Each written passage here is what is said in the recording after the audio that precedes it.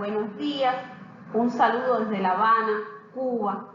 Estamos presentando el segundo simposio cubano de falla cardíaca, la sesión Miocardiopatías, lo aún no dicho.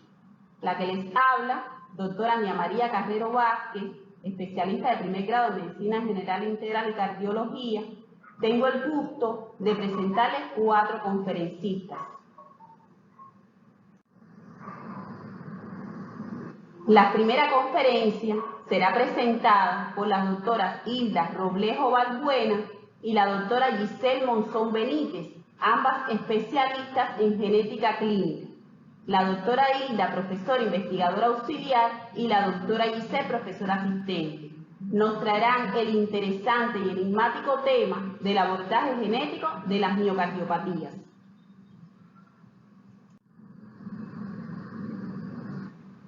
Para presentarnos el enigma de las miocardiopatías derechas, realmente un enigma, vendrá la doctora Ana Margarita Jerez Castro, especialista de primer grado en medicina interna, de primer y segundo grado en cardiología, profesora e investigadora auxiliar. Y para impartirnos miocardiopatías restrictivas, el reto de su estabilidad, tendremos a la máster Yudmila Reina Borges Moreno, especialista de primer grado en Medicina General Integral, especialista de primer y segundo grado en Cardiología, profesora asistente e investigadora agregada. Espero aprendan mucho, convencida estoy de que vamos a hablar de temas muy interesantes y muy novedosos. Al finalizar, todas las interrogantes que tengan, ven, al principio está mi número de contacto, ahí la envían y las expertas le darán respuesta. Bienvenidos todos y espero lo disfruten. En representación de la Sociedad Cubana de Genética Humana y del Centro Nacional de Genética Médica, saludamos a los participantes en este segundo simposio de falla cardíaca. En este espacio del programa estaremos compartiendo algunas ideas relacionadas con el abordaje genético de las miocardiopatías. Bueno, sin lugar a dudas, el proyecto Genoma Humano y toda la información que se ha derivado de esta iniciativa ha impactado en la práctica médica, modificando el paradigma de la atención. Digamos que la genética ha transversalizado a las especialidades médicas y ha tratado de buscar una explicación al origen, a la etiología de las enfermedades comunes del adulto o las enfermedades de manera general. Si bien el proyecto de Genoma Humano permitió acceder a una cantidad inconmensurable de datos gracias a la decodificación del genoma humano, el mayor reto que se plantea a los investigadores a partir de este hito es el avance en el que los datos se conviertan en conocimiento que permitan mejorar la salud de las personas. Una de las principales áreas de aplicación del saber genómico en salud pública es, sin lugar a dudas, la posibilidad de establecer con suficiente anticipación si un individuo es o no portador de una mutación en el locus genético de una enfermedad, que es lo que entendemos entonces por predisposición genética, lo que constituiría, bueno, uno de los aportes importantes de la genética a la salud pública. De igual modo, muchas veces el diagnóstico se complementa con demostrar la base genética de la enfermedad. Bueno, la cuestión es más compleja cuando no se trata de efectos de una variación genética específica, es decir, no siempre este componente genético que subyace en las enfermedades es simple, es lineal, es monogénico. Muchas veces es un fenómeno complejo que involucra a muchos genes en interacción con el ambiente y en esos casos se hace más difícil tanto la identificación del problema como la posibilidad de intervenir. De cualquier modo, reconocer la naturaleza predominante o parcialmente genética de una enfermedad y disponer de pruebas genéticas aún con un alto poder predictivo significa sin dudas un avance importante en términos tanto médicos como de salud pública y demostraría el impacto que pudiera tener este proyecto en la práctica médica. Somos conscientes de que existen limitaciones serias al momento de pretender masificar las pruebas debido a sus costos, a la dificultad para convencer a la población en relación con la utilidad potencial de la prueba y además a la limitada disponibilidad actual de terapia genética para tratar los casos comprobados de portadores de determinados riesgos genéticos. Con relación a los costos de los estudios genéticos, pudiéramos visualizar ¿Cuánto cuesta una secuenciación de todo el genoma? A inicios de este siglo, bueno, pues genotipar a un individuo estaba en el orden de los 100 millones.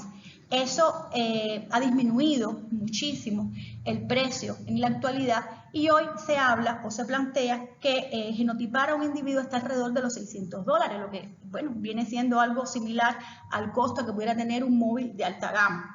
En la medida que continúen abaratándose e introduciéndose estas plataformas de secuenciación en el país, bueno, se pudiera disponer de estudios genéticos para establecer la predisposición o el diagnóstico de miocardiopatía. Somos conscientes que para países en vía de desarrollo sigue siendo un reto esta posibilidad, pero en cualquier caso nuestro personal de la salud, nuestros profesionales tienen que estar atemperados a los tiempos en los que el proyecto de genoma humano hace que se haya modificado el paradigma de la práctica clínica y estemos hablando de una medicina genómica. En caso particular de las miocardiopatías, que son un grupo heterogéneo de enfermedades del miocardio asociadas con disfunción mecánica y eléctrica o ambas, que generalmente exhiben hipertrofia o dilatación ventricular y que son debidas a una variedad de causas que frecuentemente son genéticas, bueno, sin lugar a duda, discernir este componente genético constituye un reto porque forma parte de la etiología de este fenómeno. En esta imagen que presentamos, bueno, estamos visualizando un cariotipo humano normal donde podemos observar los 22 pares de cromosomas autosómicos y el par de cromosomas sexuales.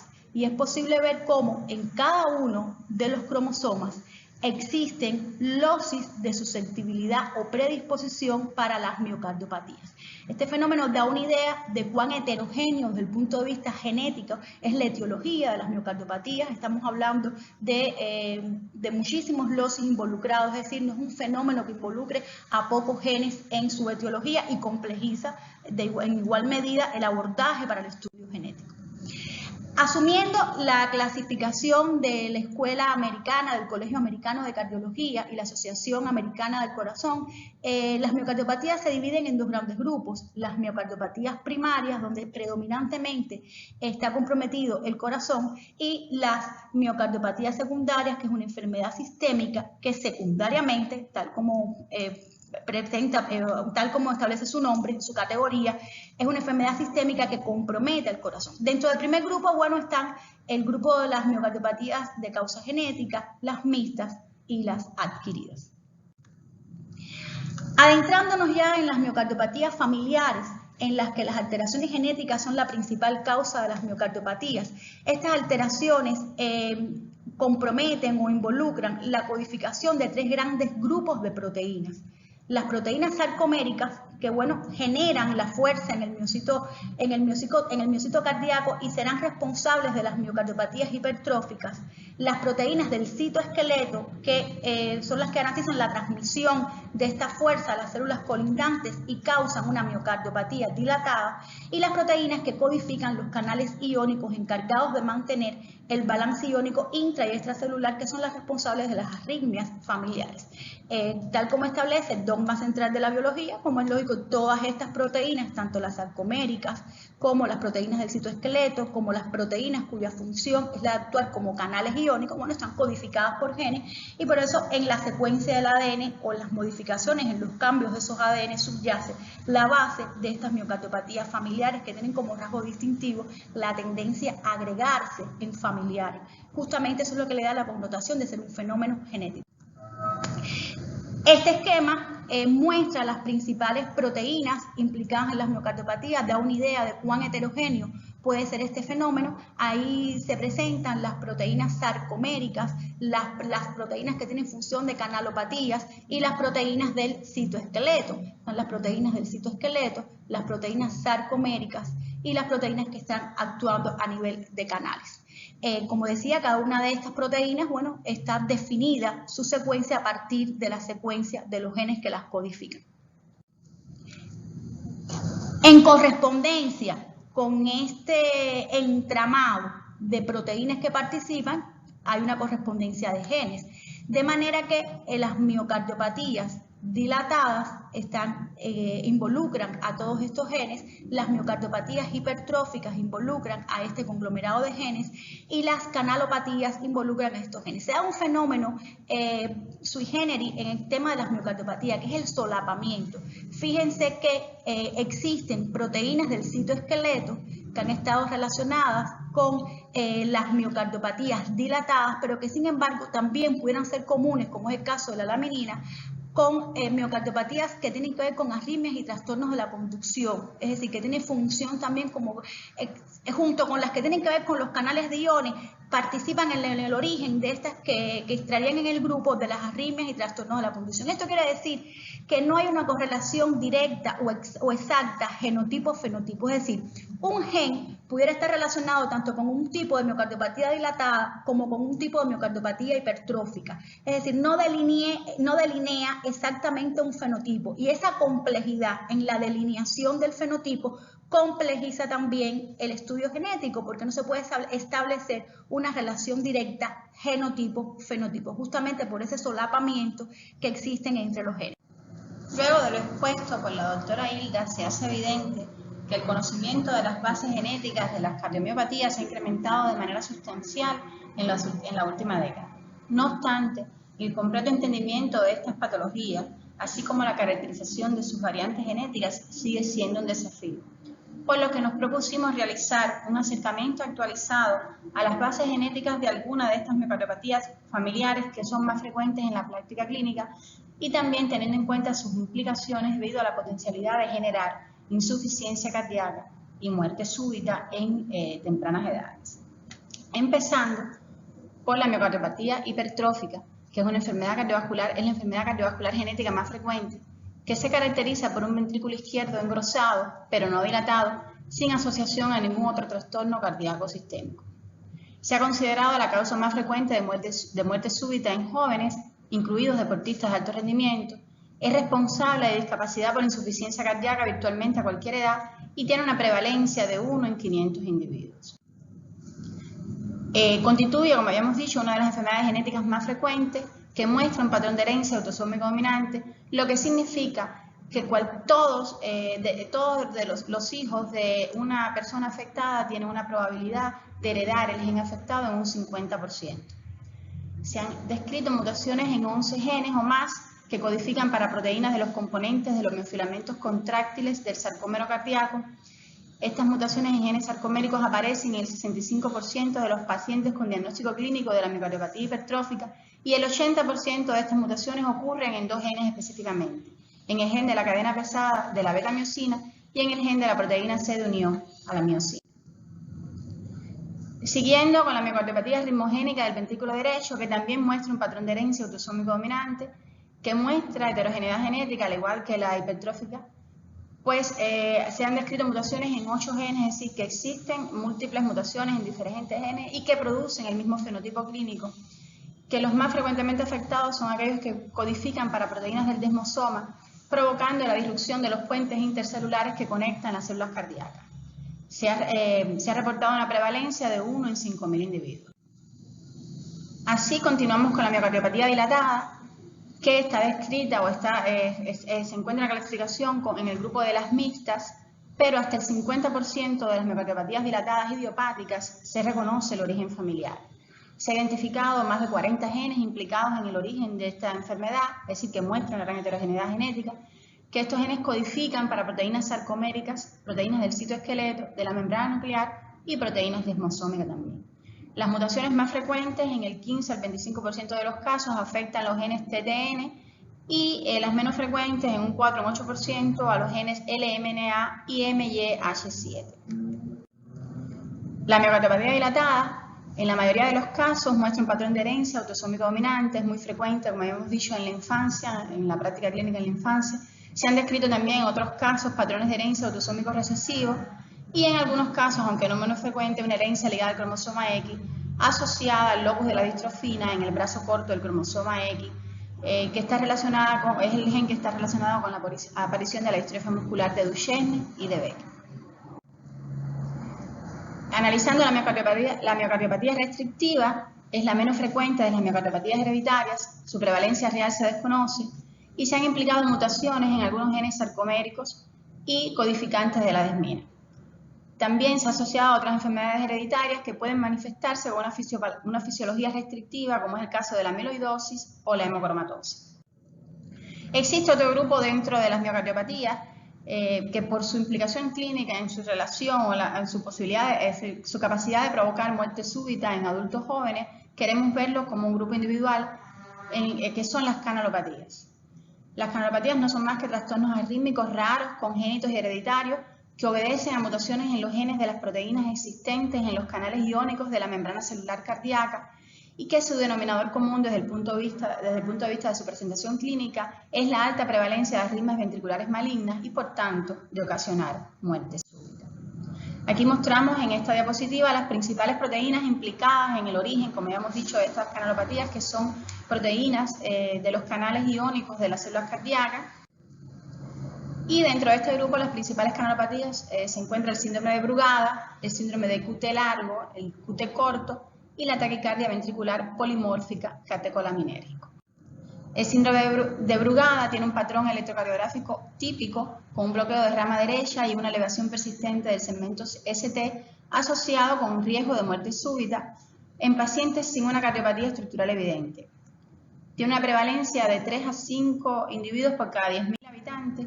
Y desde el punto de vista genético se han descrito varios tipos clínicos, pero los más frecuentes son 5 tipos clínicos que tienen un patrón de herencia autosómico dominante y que se deben a mutaciones en los canales cardíacos del sodio. Los más frecuentes son el tipo 1, relacionado con mutaciones en el gen SCN5A, y el tipo 2, asociado al gen glicerol 3-fosfato deshidrogenasa. Como habíamos dicho, tiene un patrón de herencia autosómico dominante, pero algo que es importante es que muestra penetrancia incompleta, lo cual significa que individuos que portan la afección genética, es decir, la mutación, pueden no expresar las manifestaciones clínicas de la enfermedad. Esto complejiza a la hora de interpretar el comportamiento clínico de estas afecciones en las familias, incluso puede ser un elemento confusor. En esta imagen mostramos, como habíamos dicho, las bases genéticas del síndrome de Brugada, con todos los genes que están relacionados con los canales de sodio y calcio, y bueno, los tipos con las variantes clínicas más frecuentes que se producen por las alteraciones en estos genes.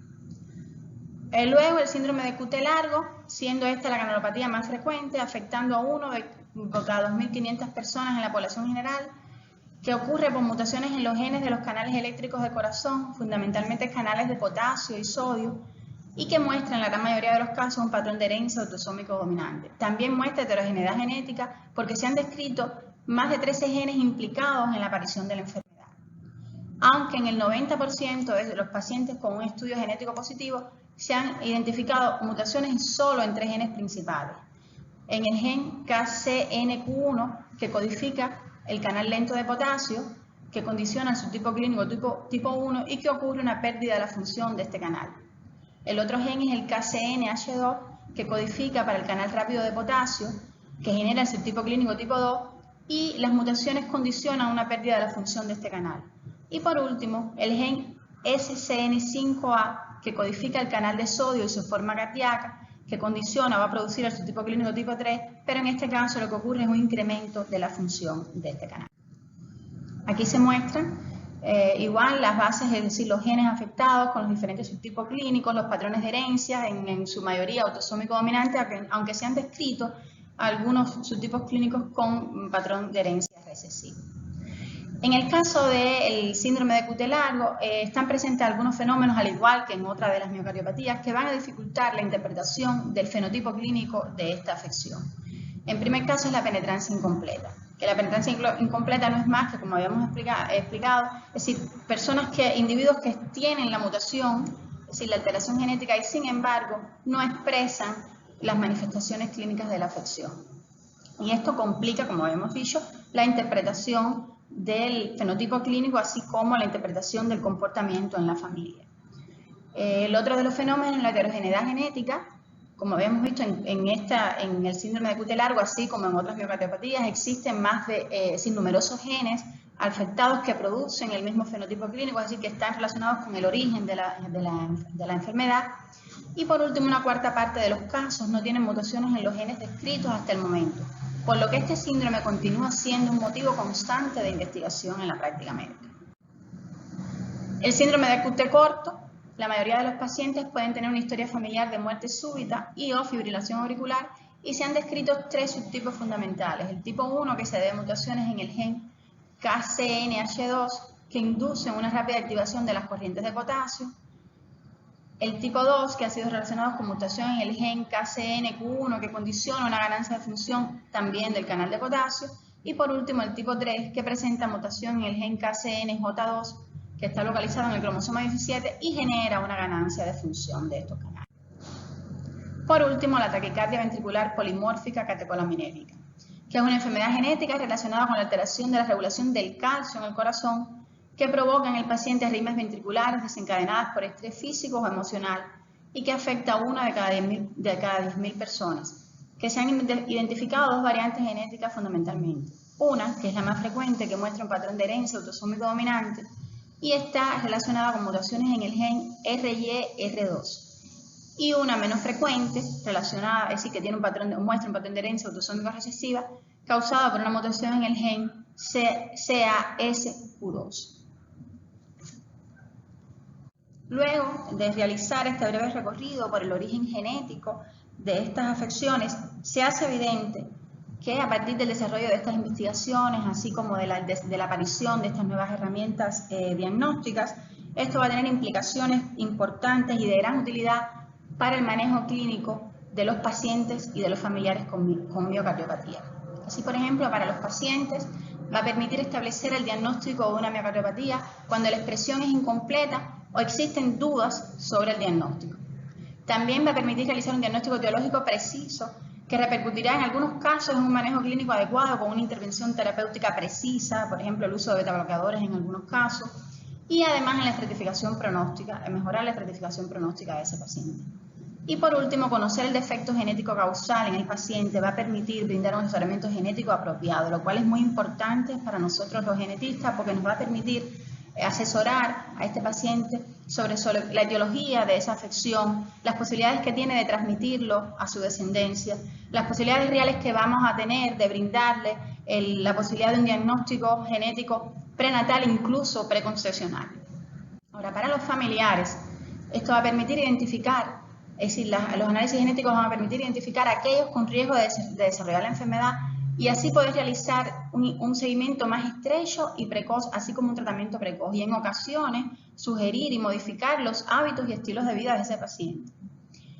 También va a permitir otorgarle, como habíamos dicho, asesorarlos a nivel reproductivo, a nivel profesional y muchas veces a nivel deportivo en el caso de aquellos deportistas que quieran desarrollarse, es decir, quieren desarrollarse en este campo del deporte de alto rendimiento. Como vemos, es decir, luego de haber señalado todos estos elementos, no tenemos dudas que en un futuro próximo, en el estudio clínico de las miocardiopatías, las pruebas genéticas van a ser cada vez más solicitadas. Es por eso que queremos compartir algunos elementos que consideramos que son importantes para un mejor uso de estas pruebas genéticas. Así, por ejemplo, las pruebas genéticas se han desarrollado sustancialmente en las últimas décadas y son una herramienta útil para los médicos si se usan de manera adecuada. Y, por supuesto, basados en los principios de la ética y de la bioética. La penetrancia reducida y la expresividad variable, que son fenómenos comunes que están asociados a estas patologías, combinado con variantes de significado desconocidos, complican la interpretación de los resultados de estas pruebas genéticas. El rendimiento de las pruebas genéticas nunca es del 100% para ningún fenotipo como herramienta de diagnóstico, es decir, nunca se pueden ver las pruebas genéticas como un elemento aislado, sino como parte de toda una caracterización clínica, es decir, de todo el abordaje clínico completo en el estudio de estas enfermedades.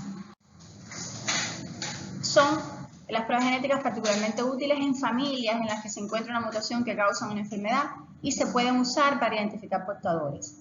No siempre es posible encontrar una mutación genética causante de la enfermedad, pero no por esto podemos decir que la enfermedad cardíaca no es heredada, es decir, no es familiar, incluso siendo el resultado de la prueba genética negativo. Por lo que es evidente que el futuro es prometedor, pero también es desafiante y tenemos que estar listos para la interpretación de estas variantes de significado conocido y para la gran cantidad cantidad de datos genéticos que se producirán como resultado de la aplicación de tecnologías de secuenciación de próxima generación. Muchas gracias.